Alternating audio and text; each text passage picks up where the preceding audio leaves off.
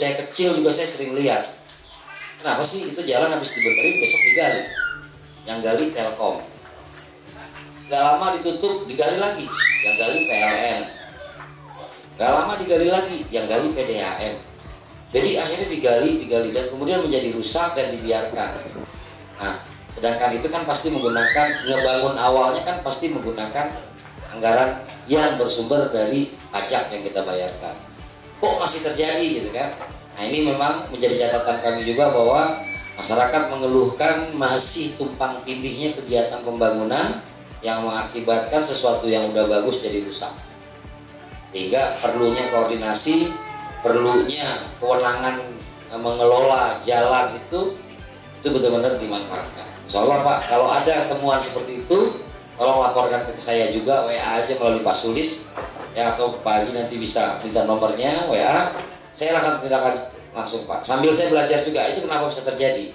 Untuk menyerap aspirasi warga, Ketua DPRD Provinsi Banten, Andra Soni, menggelar reses masa persidangan ketiga tahun sidang 2021-2022.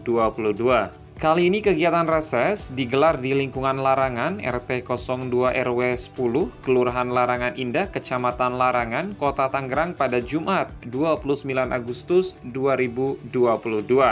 Dalam pertemuan tatap muka tersebut, kader Partai Besutan Prabowo Subianto ini menyerap berbagai aspirasi dan usulan yang disampaikan warga, mulai dari bidang pendidikan, kesehatan, hingga pembangunan infrastruktur.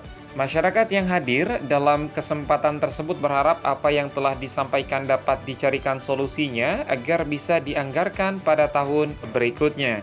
Salah satu tokoh masyarakat sekaligus Ketua RW 10, Kelurahan Larangan Sulistyo meminta pengaspalan jalan di lingkungannya yang diusulkan sejak tahun 2019 segera direalisasikan. Merasa di mana?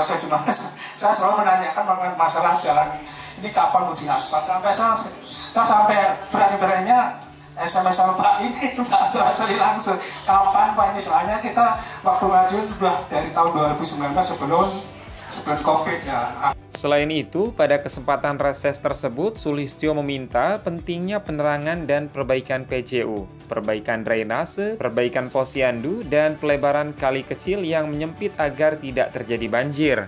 Karena di RT kami ini banyak fasilitas, satu terutama di posyandu. Sampai sekarang posyandu sudah begitu parah ya, udah banyak bocor, banyak ini. Ya, kami diinstruksikan kemarin pada ya Ibu Anies sendiri yang punya ya, minta semoga itu diperbaiki atau direnovasi supaya bisa, karena posyandu itu untuk kegiatan PAUD. Jadi kalau nanti posyandunya nggak begitu bagus kan nanti ini pelayanan ini juga murid-muridnya juga kurang minat gitu. Kalau nanti posyandu itu kan kalau semua bagus tapi di mana ada permainannya mungkin apa itu murid-murid ini ada minta ditinjau minta jembatan itu Pak yang ditikung di Wadas itu juga pengen diperlebar, soalnya udah sini jalan udah terlalu banyak mobil, terlalu pas-pasan, selalu banyak yang besar gitu, minta diperlebar dulunya, nggak tahu itu lebarnya berapa, kurang lebih soalnya, tapi waktu itu saya ikut 5 meter, kalau bisa dilebarkan menjadi 8 meter per kali 4 gitu. Terus ini juga bantar kali yang di sebelum jembatan tuh waktu tahun bulan Desember kemarin tuh karena ini keterus air banjir. Nah itu juga harus sampai tanah warga itu longsor ke pondasinya itu kurang lebih 100 meter. Mohon itu nanti diinformasikan kepada Pak Androsi mudah-mudahan cepat direalisasi. Hal senada diungkapkan Haji Susilo, warga Kelurahan Larangan Indah. Ia meminta pemerintah menyediakan motor pemadam kebakaran yang dapat menjangkau gang sempit di perkampungan padat penduduk. Diharapkan keberadaan motor pemadam kebakaran tersebut dapat menjadi pertolongan pertama saat terjadi kebakaran, sebelum alat pemadam lainnya datang. Ini daerahnya daerah padat, banyak kontrakan. Mohon maaf, ini sedangkan belum 1 tahun sudah terjadi 4 kebakaran. Sehingga kalau terjadi kebakaran kita ngundang pemadam kebakaran datang sudah kelamaan, keburu habis dan baru selesai baru datang. Usulan kami mohon dibantu mungkin kepada pemerintah diadakan motor damkar, artinya motor pemadam kebakaran yang suatu saat bisa masuk ke gang. Betul Pak, kan sekarang ada yang motor-motor kebakaran yang kecil yang pakai dream itu dikendarai masuk gang langsung bisa ke ini. Jadi alhamdulillah insya Allah itu bisa membantu. Karena kalau kebakaran itu merembet kemana-mana luar biasa itu efeknya Pak itu. Jadi luar biasa semuanya, nyawa dan sebagainya.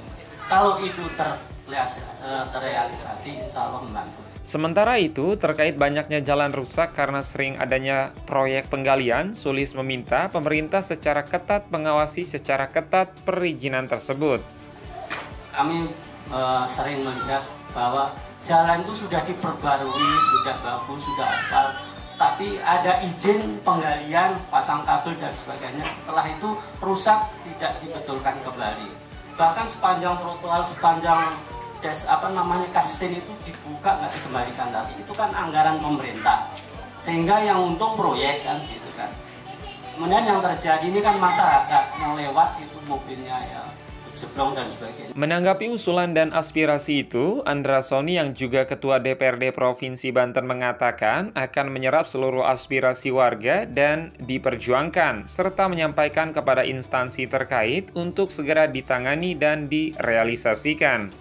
Nah, beberapa hal yang disampaikan oleh warga terkait dengan usulan-usulan yang pernah disampaikan sebelumnya. Salah satunya adalah terkait dengan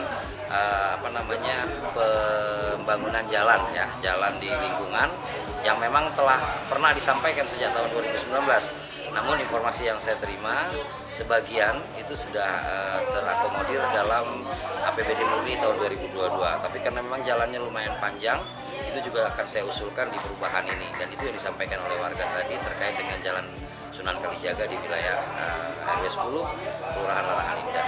Menanggapi aspirasi lainnya seperti perbaikan drainase, perbaikan posyandu, pelebaran kali yang menyempit, kerusakan jalan akibat proyek penggalian, hingga pengadaan sepeda motor pemadam kebakaran, berjanji akan menindaklanjuti apa yang diharapkan warga.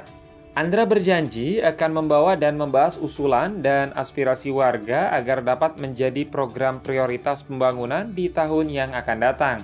Termasuk akan menyampaikan aspirasi warganya dalam rapat paripurna DPRD Provinsi Banten bersama pemerintah Provinsi Banten.